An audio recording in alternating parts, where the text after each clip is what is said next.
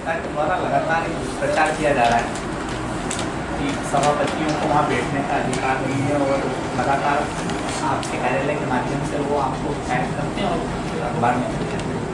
मेरा बहुत विनम्रतापूर्वक आग्रह है कि पहली बात तो हम सब लोग जनता के चुने हुए जनप्रतिनिधि हैं और दूसरा नगर पालिका अपने आप में नगर सरकार है, जो हमारे यहाँ त्रिस्तरीय सरकार की व्यवस्था है। उसमें ये व्यवस्था है कि नगर पालिका अपने आप में इंडिपेंडेंट होगी, वो अपने नियम कायदे बना सकती है, उसका पालन करना सकती है।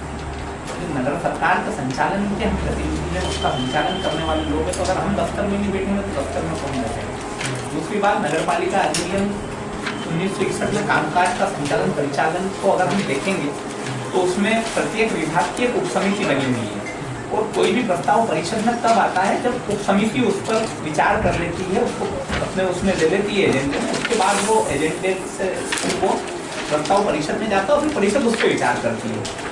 तो जब हमको हमारी उप समिति की बैठक हमको करना होगी, बैठी ना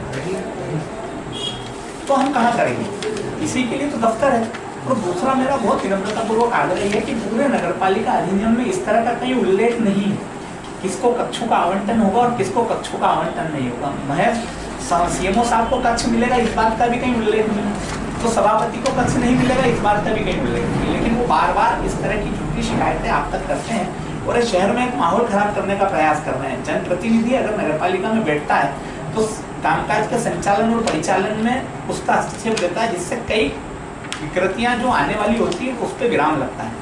फिर जनता को सहूलियत होती है। अगर हम हमारे दफ्तर में बैठेंगे तो जनता के काम अगर अधिकारियों के पास चक्कर लगाने से जो काम नहीं होते हैं वो काम बहुत आसानी से हो जाता है। दूसरा, जो कर्मचारी अधिकारी वहाँ हैं उन पर भी एक अंकुश रहता है, वो समय पे आते हैं, समय पे बैठते हैं और समयबद्ध तरीके से अपने कामों को करते हैं। ये व्यवस्था जो है वो प्रशासनिक व्यवस्था जो बनाई हुई है उसमें अगर सभापति की बैठने की व्यवस्था नहीं होती तो मुझे लगता है कि शायद फिर हमको उप समितियों का गठन का अधिकार नहीं होता और हमको ये अधिकार नहीं होता कि हम उप समितियों की बैठक करेंगे और हम तय करेंगे कि परिषद में प्रस्ताव हमारे विभाग का कौन सा जाना। तो अगर सरकार ने, शासन ने अधिनियम के तहत हमको अगर ये व्यवस्था दी है तो निश्चित बैठने की व्यवस्था भी दी है और उसका स्पेसिफिक कहीं उल्लेख होना ये आवश्यक मैं नहीं समझता हूँ, क्योंकि सीएम भी अगर कहीं बैठे या दूसरे कोई लोग अपने दफ्तरों में बैठते हैं उस बात का भी कहीं उल्लेख नहीं है कि उनको दफ्तर दिए जाएंगे क्या। तो इस तरह से नगर पालिका के जो पीआईसी के मेंबरान हैं उनको भी बैठने का अधिकार है, लेकिन इस बात का भी कहीं उल्लेख नहीं है कि उनको नहीं दिए जाएंगे। तो मेरा बहुत विनम्रतापूर्वक आग्रह है आपसे ये, क्योंकि हम अपने आप में सरकार है, नगर सरकार है और नगर सरकार के हम प्रतिनिधि। तो इस तरह की या तो आपके समक्ष उनको आना है तो आपके न्यायालय में आए, वो हमारे खिलाफ और व्यवस्था के खिलाफ, वो इस तरह से आवेदन देके मैं सस्ती लोकप्रियता हासिल करने के लिए आपके दफ्तर में आवेदन देते हैं और अखबार, मीडिया, सोशल मीडिया पर उसका दुष्प्रचार करते हैं। तो मुझे लगता है इससे हम जितने जनप्रतिनिधि, हम सबकी छवि पर कहीं ना कहीं विपरीत असर पड़ता है। हमारे बारे में लोगों की सोच बदलती है, जबकि वो जो आवेदन आपको दे रहे हैं वो बिल्कुल कानून के विपरीत है। कानून में इस तरह का कहीं उल्लेख नहीं। एक बात और मुझे संज्ञान में आई है कि गोपनीयता भंग होती है। हम जिस दिन निर्वाचित हुए आप ही ने हमको पद और गोपनीयता की शपथ दिलाई है।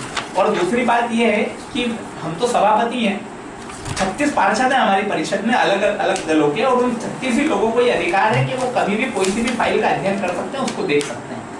तो गोपनीयता भंग करने वाला विषय तो कहीं इसमें बचता ही नहीं है। और अगर गोपनीयता भंग करने वाला विषय बचता तो मुझे लगता है कि कामकाज के संचालन में हम सभापतियों को और हमारी समितियों को ये अधिकार नहीं मिलता कि हम फाइलों का अवलोकन करें और प्रस्ताव लाएं और प्रस्ताव को प्रोसीडिंग करें और उसको परिषद के समक्ष रखें।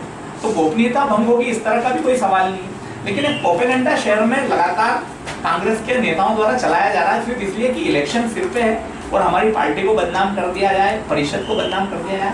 मेरा आपसे विनम्रतापूर्वक आग्रह, सारे प्रमाण आपके समक्ष हैं, अखबारों की कटिंग आपके समक्ष है, आप स्वतः संज्ञान लेकर मेरे पत्र को आधार बनाकर इसमें कोई कानूनी कार्रवाई करें, ताकि इस तरह की कोई नियम विरुद्ध शिकायत करेगा या झूठी शिकायत करेगा तो वो ऐसे लोगों पे भी उससे लगाम लगेगा।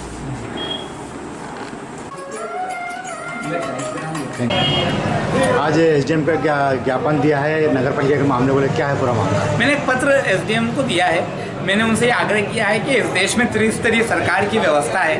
पहली सरकार हमारी सेंट्रल गवर्नमेंट है, दूसरी प्रदेश और तीसरी स्थानीय सरकार है।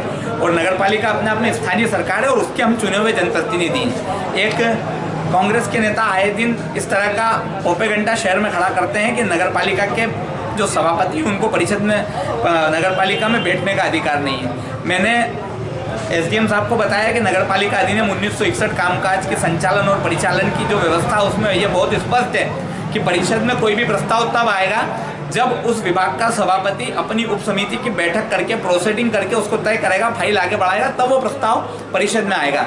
तो जब इतने अधिकार हमको हैं तो वो काम हम दफ्तर में बैठ के ही करेंगे, घर में बैठ के तो बैठक करेंगे नहीं।